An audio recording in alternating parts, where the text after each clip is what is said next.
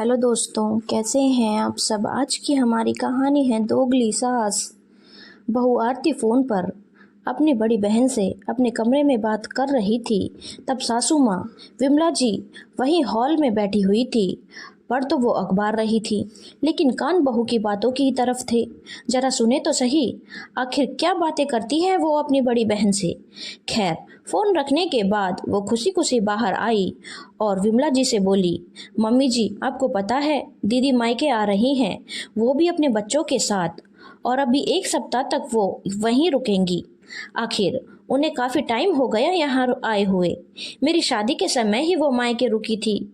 उसके बाद उनकी सास की तबीयत खराब रहने लगी और उनका रुकना ही नहीं हुआ। अब जाकर 2 साल बाद वो यहाँ रुकने के लिए आ रही हैं।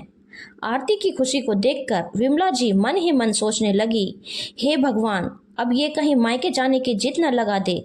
सारा काम मुझे करना पड़ जाएगा। अब तो मुझसे घर का काम भी नहीं होते। वो अभी सोच ही रही थी, इतने में रचना ने उनके मन की बात बोल दी। मम्मी जी, मैं सोच रही थी कि मैं भी कुछ दिन वहाँ रुक आऊं। दीदी भी यही कह रही थी, क्या मैं भी मायके चली जाऊं। उसकी बात सुनकर विमला जी उसकी तरफ देखा और कहा, बहू, अपने मायके जाओ तो सुबह जाओ और शाम को लौट आओ। भला वहाँ रुकने का क्या काम है। मायका और ससुराल एक ही शहर में हो तो ऐसे ही आया जाया जाता है। तुम्हारी दीदी तो दूसरे शहर में रहती हैं, तो यहाँ आएगी तो रुकने के लिए ही आएगी, पर तुम्हारा ससुराल तो यही है। नहीं नहीं, तुम्हें जाना है तो मिलकर कुछ देर बाद आ जाओ।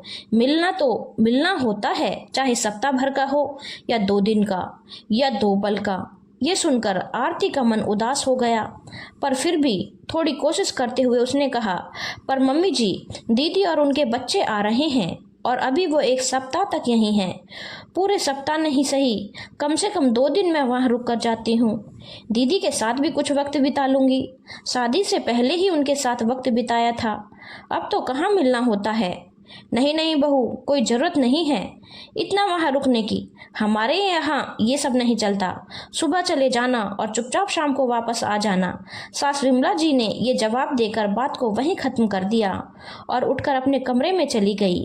अब तो बात करने के लिए कुछ बचा ही नहीं था। जब विमला जी ने ही मना कर दिया तो घर में उनके खिलाफ कौन बोलता।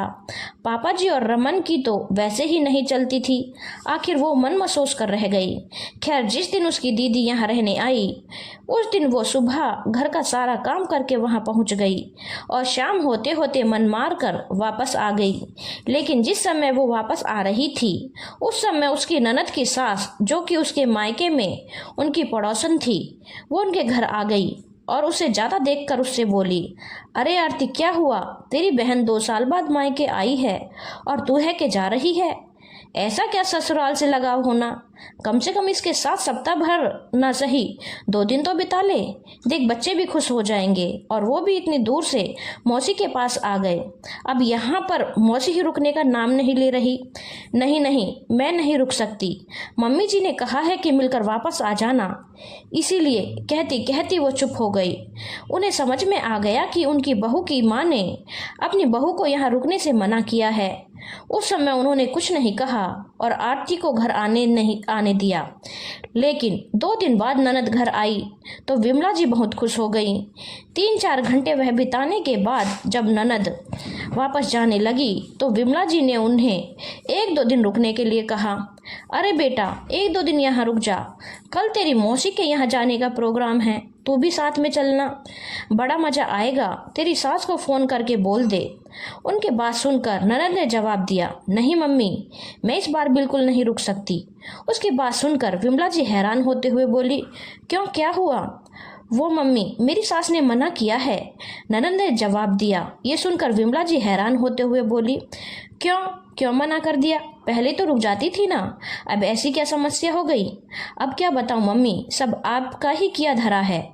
उसके ऐसा कहते ही विमला जी तुनक कर बोली, क्यों, मैंने क्या कर दिया। मेरी तो तेरी सास से बात तक नहीं हुई। आपकी बात करने की क्या जरूरत है, बिना बात कहे ही बहुत कुछ हो गया। मेरा ससुराल भाभी के मायके के पास ही तो है। जब से उन्हें पता चला है कि भाभी सुबह मायके जाती हैं और शाम को ही लौट कर आ जाती हैं, तब से उन्होंने भी यह कहना शुरू कर दिया कि तुम्हारा मायका भी तो इसी शहर में है, सीखो कुछ तुम्हारी भाभी से, कैसे अपनी जिम्मेदारी निभाती है। बहन आई हुई है लेकिन फिर भी बिल्कुल नहीं रुकी, और तुम हो कि वहां जाकर बस फोन कर देती हो कि मैं आज रुकूंगी। इसीलिए अब से तुम भी मायके जाओ तो शाम तक लौट कर वापस आ जाया करो, वहां रुकने की कोई जरूरत नहीं है। इसीलिए उन्होंने आरती को 2 दिन बाद रुकने की इजाजत दे दी। आरती बड़ी खुशी खुशी अपने मायके आ गई। उसे देखकर उसकी मम्मी, दीदी और बच्चे खुश हो गए। तब आरती ने अपनी ननद और उसकी सास दोनों को दिल खोलकर धन्यवाद किया। धन्यवाद दोस्तों। अगर आपको कहानी अच्छी लगी हो तो चैनल को लाइक, शेयर और सब्सक्राइब करना ना भूलें।